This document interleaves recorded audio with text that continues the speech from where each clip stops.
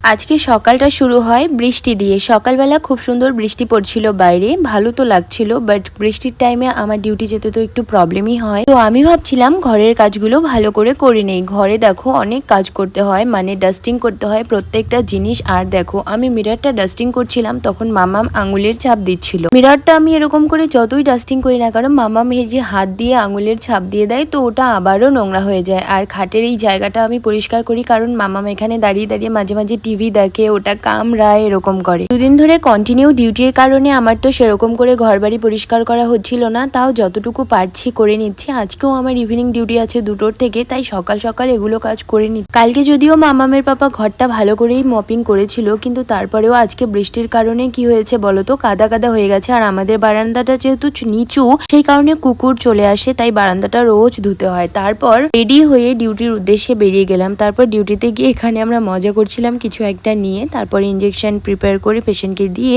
তারপর এত টায়ার্ড হয়ে গেছি ডিউটি শেষ করে আলটিমেটলি বাড়ি চলে আসলাম।